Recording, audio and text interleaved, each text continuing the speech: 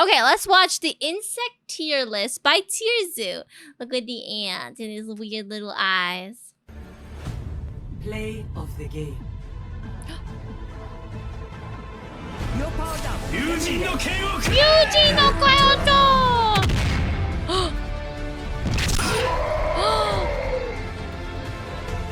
I need healing.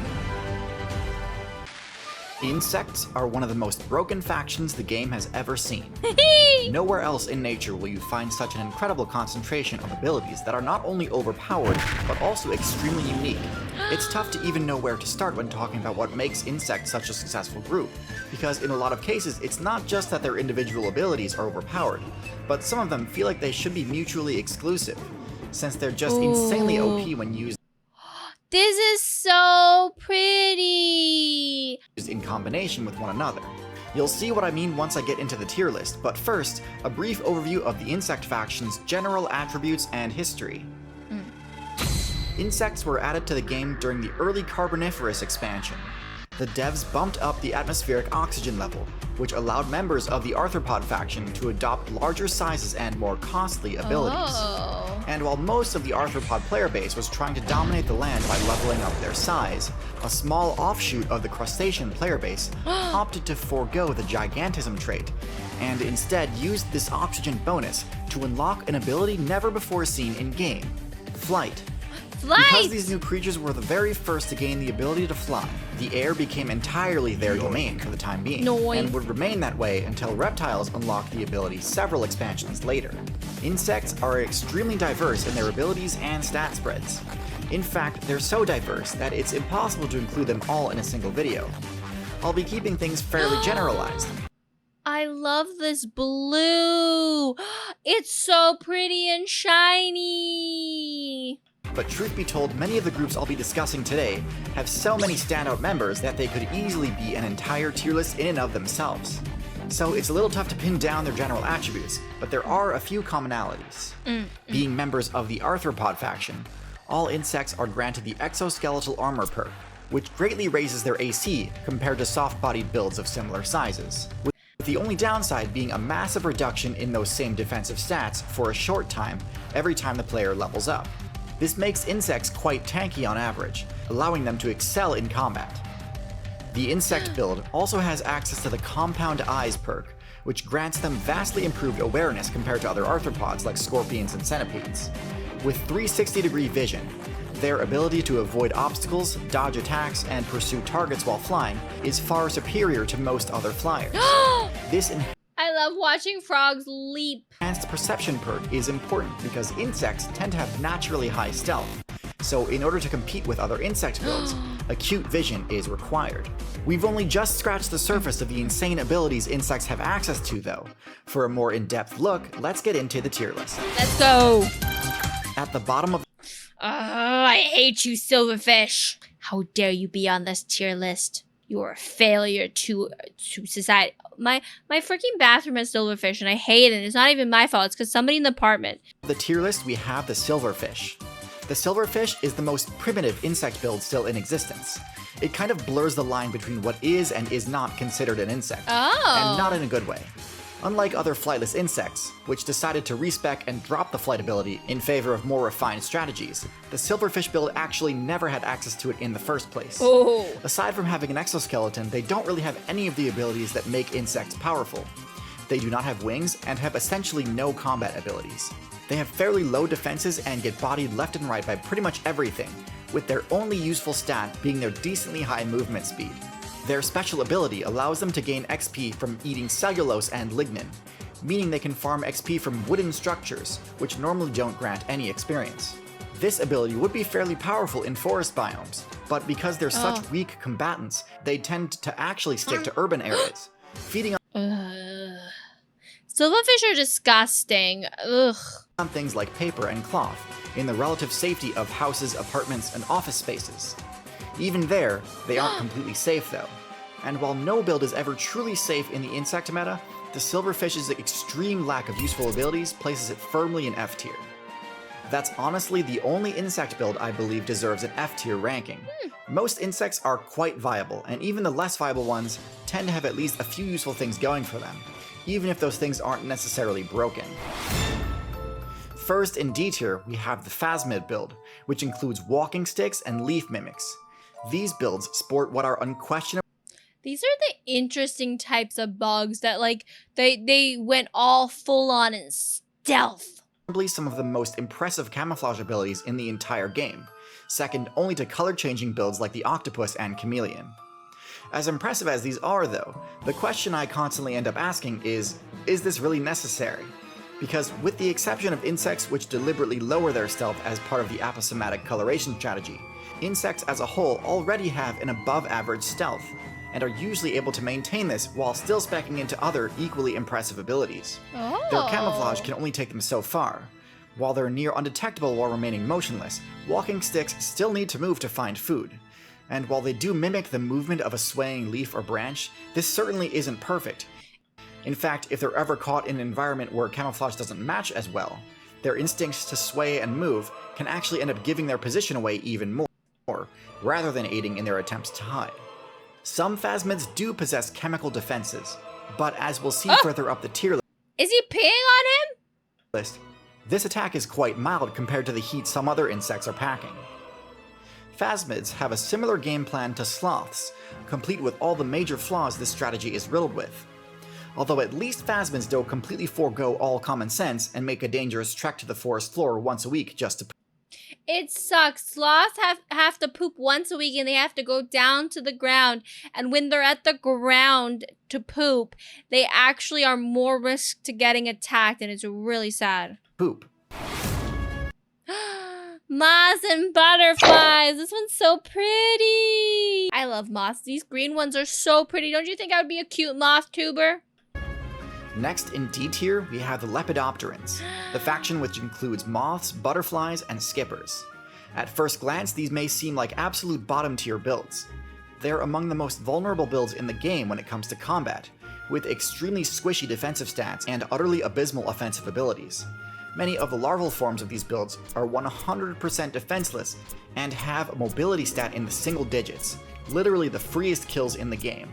However, the Lepid player base is quite crafty and has come up with a few ways of at least sort of mitigating their many weaknesses. See, they're smart. They learn. They're just a weak little chubby thing, so they learn to fly. Caterpillars and adult lepids alike can adopt quite convincing disguises, some designed to help them blend in, and some designed to intimidate. Why does a caterpillar look like a snake? I didn't know they could do this. Granted, these strategies often don't hold up against high intelligence builds, but it does help. Some caterpillars spec into quite potent defenses, like spines and toxins, which make them simply not worth the potential damage to take on. And credit where credit is due, even though they still are fairly defenseless, butterflies and moths do have excellent mobility. And they're beautiful! And can fly much greater distances than most insect builds. This enables them to avoid high conflict areas of the map, and reach higher quality loot that might be too rare for most players to rely on. Their massive wings, in addition to being highly customizable, Look at that! So fuzzy and cute! I now need to draw myself as a moth VTuber girl. for a variety of stealth or intimidation purposes, also just make them look much larger than insects of comparable body sizes, which helps dissuade attacks. But ultimately, lepids still take plenty of L's, and most high-tier insect builds have quite oppressive matchups against them, so they're definitely a below-average faction. That's actually it for D tier, and I know it might seem like we're moving up the tier list quickly, but again, insects are a massively successful faction, and are going to be concentrated in the higher tiers. At the bottom of C tier, we have the cockroach. The cockroach is the ultimate survivor, which opted to spec into mobility, stealth, and a multitude of elemental resistance. I was gonna say, can you even kill cockroaches? And then I'm choking. In lieu of any offensive abilities. While they don't pack much heat, their flat shape allows them to easily wedge themselves into locations that are extremely difficult. I'm getting a coughing fit. I'm dying. My lungs are closing up. For other players to attack them in. They're rather clumsy flyers, but they do have an above-average ground movement speed, enabling them to quickly scurry to cover if they see a predator player approaching. However, when caught out in the open or backed into a corner, they're fairly helpless and easily one of the most vulnerable builds in the entire insect faction. They're also somewhat carried by human mains, making temperate and tundra servers viable for them, because really, as impressive as their toxin and radiation resistance abilities are, they're quite vulnerable to the cold, and would still be mostly confined to jungle servers if not for humans unlocking the fire control ability. Basically, if you find a cockroach, put him in the freezer, he will die. The biggest variants may be able to tank 1 or 2 hits, but even then, with no way to fight back, they're still pretty screwed if they fail to outright escape a fight. Next in C tier we have the earwig. This thing is disgusting and horrible and awful. A fearsome looking generalist build, which appears to have a giant pair of mandibles on its rear end, called Circe. As fearsome as these Circe forceps are, if we actually check the earwig's base stats, we quickly notice that, just like all of its other stats, its power stat is actually quite mediocre. As menacing as the Circe are, the actual piercing damage they can deal is— Why are they called earworms? Or earwigs? What, do they go in your ears? And do they have wigs? fairly minimal, and can even be deflected by the most basic of armor. And even against builds without armor, the damage is so low that larger builds still don't really need to be wary of approaching an earwig, and can attack without restraint. Still, just because they can doesn't mean they do, as the earwig's intimidation factor alone is oftentimes enough to protect it from conflict. And credit where credit is due, the forceps are actually fairly decent in matchups against soft-bodied insects, and allow the earwig to carry their targets much better than they could with their jaws. And while it may seem silly to have opted for rear-facing weapons instead of the more typical forward-facing ones like mandibles and rostrums, the position does actually serve a purpose, in that it allows earwigs far greater access to burrows and tight spaces, where they can hide out and avoid conflict altogether. Of all of the weapons insects have— That's probably why they bury into your ear. It's like a warm, cozy, safe cave in your ear hole. access to, Circe might be some of the most unorthodox, which probably contributes to its ability to intimidate other players. However, I think to get out of mid-tier, earwigs need to actually have the ability to back up their threat display. They would do well to spec into some sort of venom. Venom-infused stings are a fairly common attribute for insects, so this feels like a bit of a missed opportunity. So, while certainly a viable mid-tier, don't overestimate this build's abilities. At the top of C tier, we've got the orthopterans, including grasshoppers, crickets, and katydids. These are the first mobility-centric builds on our list. While they're quite capable flyers, their true power comes from their saltatorial— When I was a kid, I used to go to the field and we used to catch crickets. We used to catch them, grasshoppers and crickets. We'd try to catch them, and they would be really weird. They were really massive. And then we would feed them to our lizard. hind legs rather than their wings. Flight is an excellent defensive ability, as it allows the user to get out of reach of an attack's range. But this utility is lessened if their ability to get airborne has too much startup lag. And so instead of using their wings to get themselves up into the air, a powerful jump enables the orthopteran mains to escape vertically at instant speed. Their excellent vision makes it extremely difficult to get within striking range without alerting them.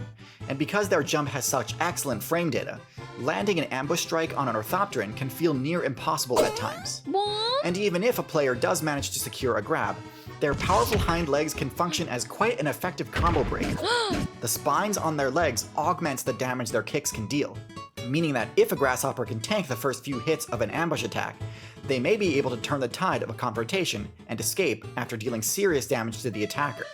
With that said, I think there are a few flaws in their strategy which I think keeps them out of the upper tiers. Grasshoppers can jump so far that there's really no way of knowing what sort of situation they're about to put themselves in. In a similar— Yeah, if you jump too far, you don't know. You could land into somebody's mouth or into Cammy's hands. manner to the flying fish, using such a drastic escape option can sometimes end up putting you in a worse position than you were before. Especially if your local meta has a lot of spider players, and although they do present a challenge, most predator players aren't disrupted by the grasshopper's kicks, and can either tank the damage outright or one-hit the grasshopper before it even has a chance to retaliate. At the bottom of B tier we have the hemipterans, a diverse order of insects with a few things in common, including generally having high defense and being somewhat shield-shaped. Oh, these are weird-looking bugs. However, the most notable thing is that rather than slicing or pinching mouth parts, the Hemiptera build opts for a piercing rostrum, perfect for puncturing through tough surfaces. For the majority of Hemipteran builds, This allows them to farm XP from sources that are normally hard to access, Oh. like the energy-dense sap inside trees and stems, Ooh, or smart. the starch inside of seeds. However, there are some Hemipterans which use their sharp rostrum to deliver a venomous bite that is able to pierce through armored targets. Their venom is powerful enough to one-shot just about any other insect, and can even deal severe damage to larger builds. The only major shortcoming here is that these so-called assassin bugs tend to actually have fairly low stealth, opting for the aposematic intimidation defense I mentioned earlier. And on top of all that, they have fairly low mobility, making actually ambushing another player kind of difficult if they're actually paying enough attention to simply dodge the attacks and flee. Some do break this trend though, and opt for both better camouflage and high aquatic mobility, making them some of the most That's a big bug! Why is he so big? fearsome aquatic builds in the game. On the herbivore side of things, Hemipterans tend to fare a bit worse.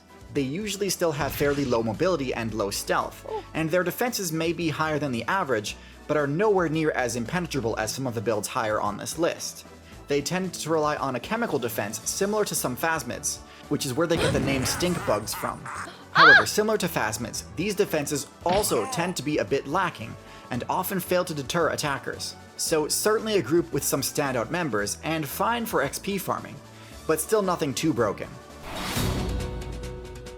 And topping off B tier we have the Neuroptera, a rather clumsy build with some pretty pathetic looking base stats, genuinely one of the least agile flyers in the entire game. However, looking at the final form of this build paints a highly misleading picture of its capabilities. The larval form, which is the form they spend the vast majority of their time as, is a brutally effective predator build for any player who prefers the camping playstyle. Oh, look at it. It's so weird and ugly. And so many little spikes and hairs. It's so hideous. Taking a look at the larva's stats, we see that they have incredibly high power and stealth for their size. Antlions have a devastating, venomous bite, which they use to one-shot unsuspecting players before draining all of their life points with their hollow jaws. Because of their ability to construct pitfall traps, their passive stealth rating is extremely high, making their ambush playstyle unbelievably effective. As if escape wasn't hard enough, once the prey gets caught in their trap, the antlion even has the ability to launch projectiles to stun its target, making escape a near impossibility. I have an entire video dedicated to the overpowered abilities of Neuropteran larvae, but in short, they are what the earwig pretends to be. If you took the earwig Circe, put them in front and made them sharper and gave them deadly venom to boot, you'd have an antlion. So why the weak adult form? Having spent all their evolution points optimizing their larval form, they spend hardly any time at all as adults. They don't even have the ability to eat in this form, and really only exist to be a vessel that allows players to find each other and complete the mating questline, something they lack the ability to do in their much less mobile larval form. So while I do So basically they evolved to these big, beautiful bird-looking, butterfly-looking creatures so that they can go and snoo. Makes sense. think it'd be more impressive if they didn't take such a massive cut to their power level during their final level up.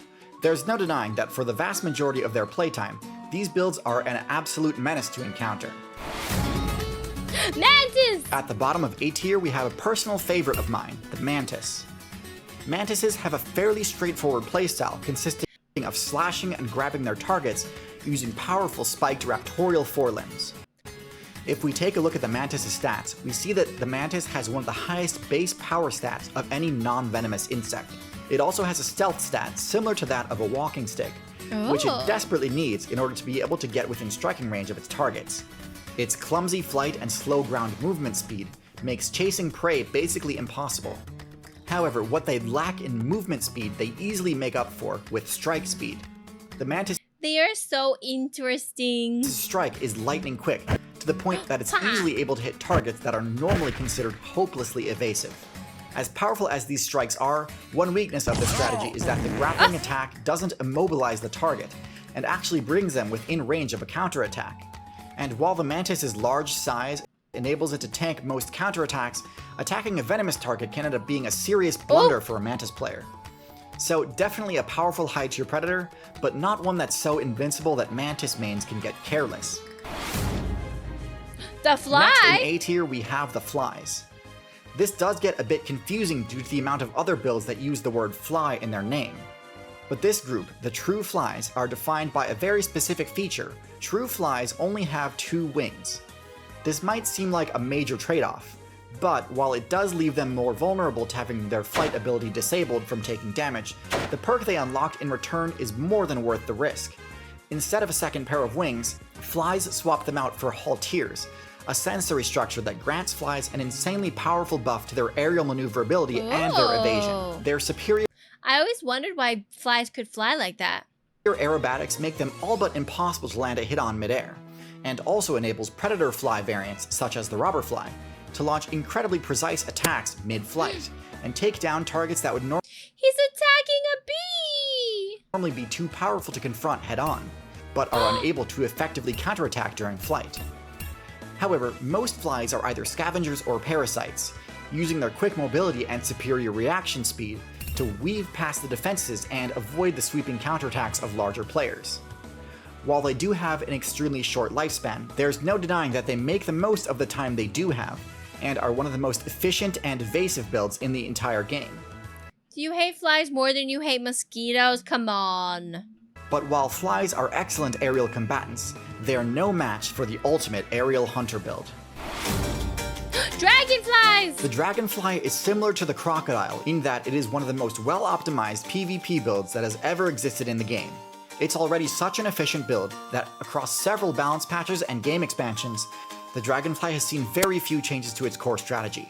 They simply aren't necessary, as the dragonfly is already equipped to deal with just They're just built differently. about anything the devs throw at it.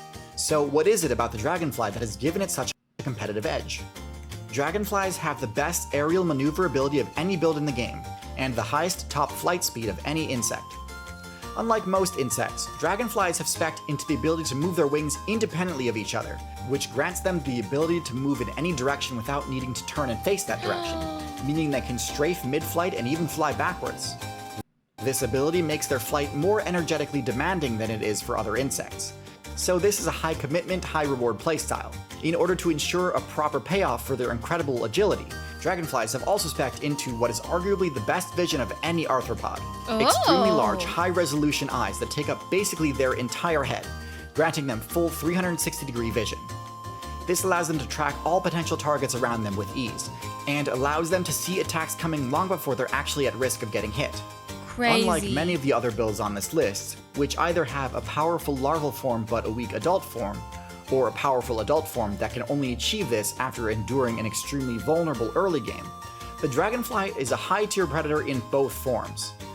While everyone knows they dominate the skies when they reach their max level, what you might not know is that as nymphs, dragonflies are one of the most vicious aquatic builds in the game. Wait, dragonflies are aquatic before they hatch and grow wings? That's so interesting. I guess that makes sense why they're always around water. Able to one-shot similarly sized fish and amphibian players.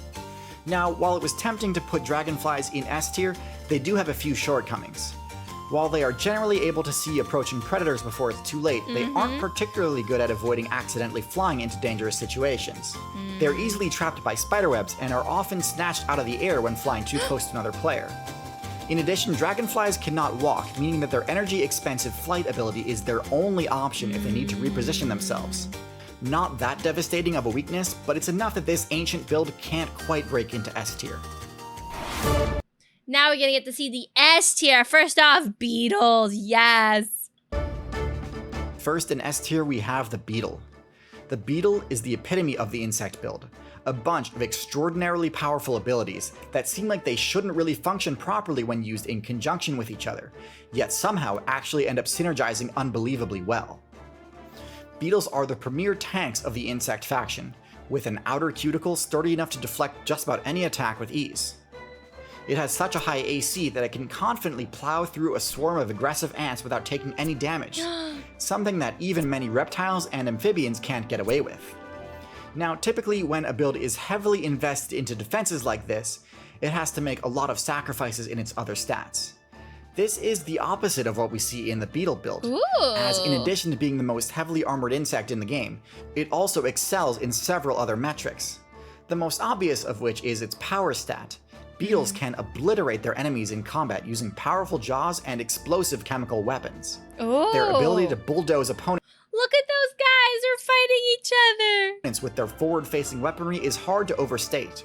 But in my opinion, their real damage potential comes from beetles which possess the ability to blast their attackers with a toxic or acidic chemical burst.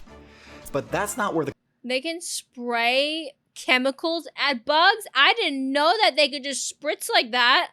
craziness stops, because although you'd probably expect a high-power tank to be a slow, lumbering build, beetles also possess the top terrestrial movement speed of any insect. Oh. And if that weren't enough, despite often having heavy horns or giant mandibles, packing a tank full of noxious chemicals, being clad in heavy armor, and strapped with enough muscle to move objects far You dung beetle. above their weight class, the beetle is still able to fly without much issue. Now, they did sacrifice one of their sets of wings for additional armor, so they can't perform the advanced aerobatics that dragonflies and houseflies can.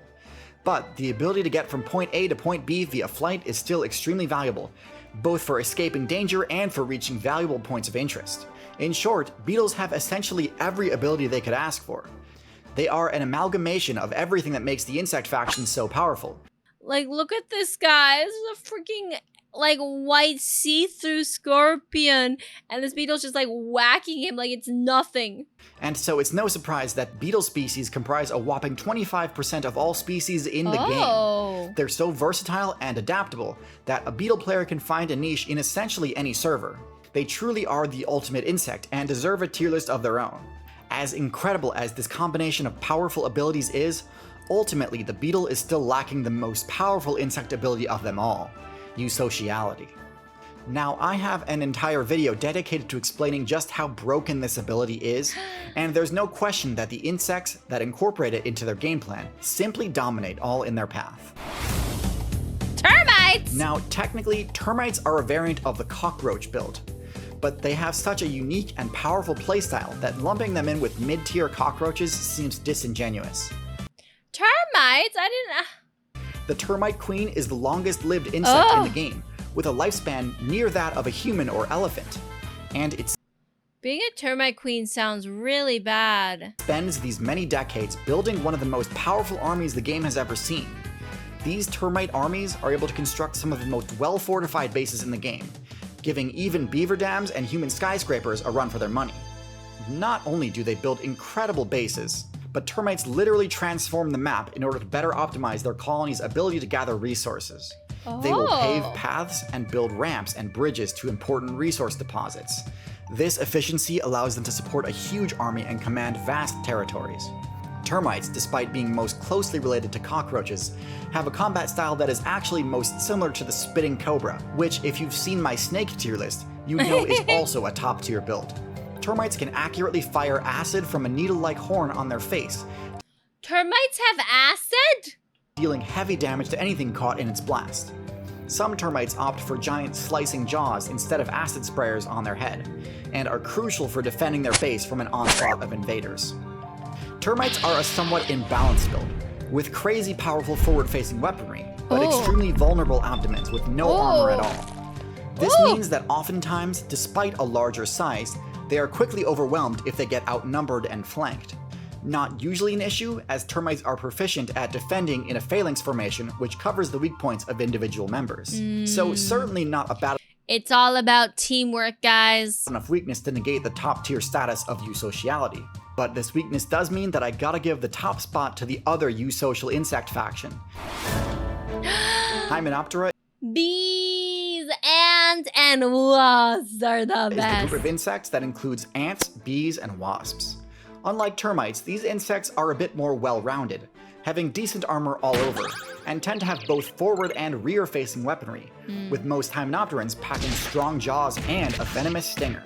The wasp's signature buzz and yellow banding are so infamous that almost every other insect faction in the game has at least a few members trying to replicate it to gain advantage on their own intimidation checks. Makes sense. Eusocial hymenopterans can build extremely complicated structures without the use of tools. They can launch organized attacks containing thousands of combatants. They can capture prisoners, cross major barriers, and control territory to an absolutely incredible degree. Thousands of players will lay down their lives in defense of a colony if need be. Ants in particular are masters of both empire building and military tactics, often having to wage war on multiple fronts while undertaking large construction and agricultural projects in their own territory. So, the truth is, the more bugs become like humans, the better they are, because working together is what we need. while beetles may take up a larger percentage of total insect variants, termites and ants both vastly outnumber any other insect build. Ooh. And while I don't base my tier lists purely off of population, there's no denying that the abundance of these insects is due to their incredibly powerful strategies and their ability to bend their environment to their advantage. In fact, the only genuine threats to you social players tend to be invaders disguising themselves as members of their own colony, but are really there to disrupt, steal, and attack. Many spider, hemiptera, and mantis mains adopt the strategy, and are incredibly successful in doing so. As the ant troops forage and browse unknown territory, the parasites weave their way into their ranks. It's like a freaking spy! Something similar happens when you browse the internet without using NordVPN, the sponsor of today's video. Oh my god, going straight into NordVPN ad.